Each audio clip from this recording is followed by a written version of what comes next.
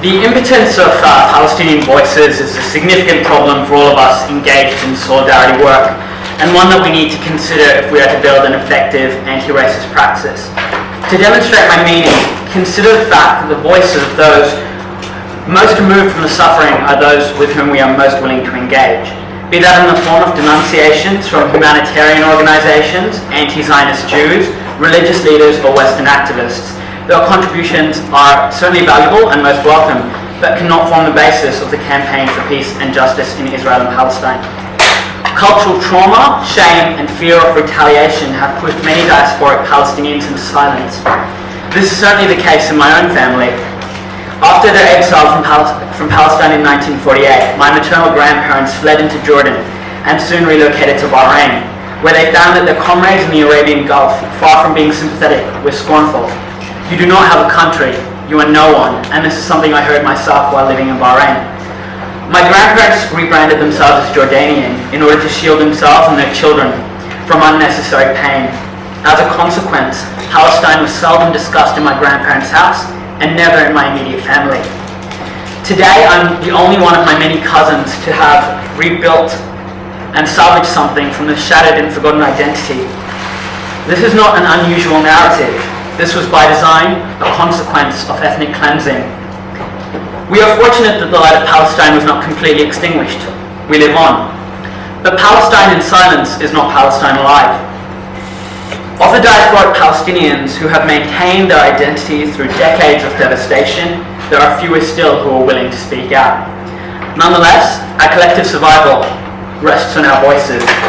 Our old traditions have sustained us.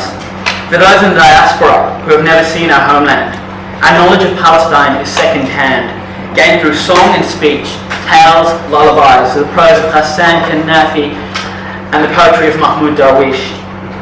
It sustains us in another way.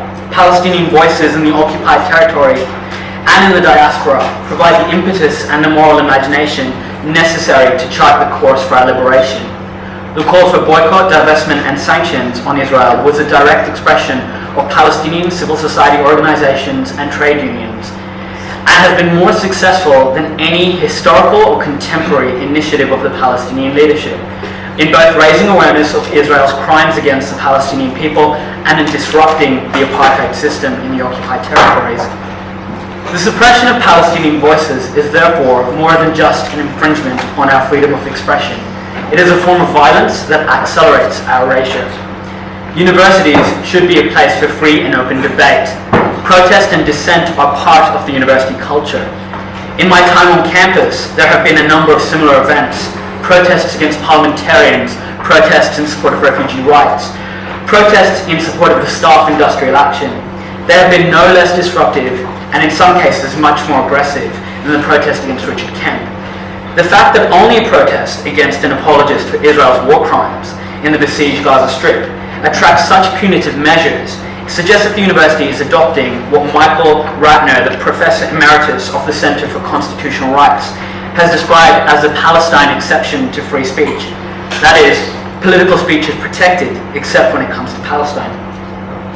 Peaceful protest is a cornerstone of democracy, and in a liberal institution of knowledge and learning such as ours, protest should be celebrated. The university has already conceded that the events of the March 11 protest were not anti-Semitic, and there is ample evidence to suggest that they were not violent. So why is the university insistent on pressing on with disciplinary measures? The answer is political. There is nothing civil about a man who endorses a campaign of violence against a captive civilian population.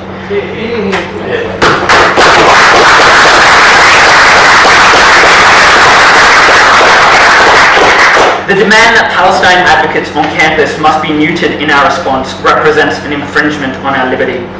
And for Palestinian students, it represents a denial of our right to exist in a world where our existence is entirely predicated on our resistance. The course of history will bear witness to these claims. Palestine will be free, and the University of Sydney will be marred by a history of intimidation and punishment. I am a proud Palestinian, and I will raise my voice for my people and my homeland until we achieve freedom, equality, and liberty for all those who live in historic Palestine. Long live Palestine and long live Gaza.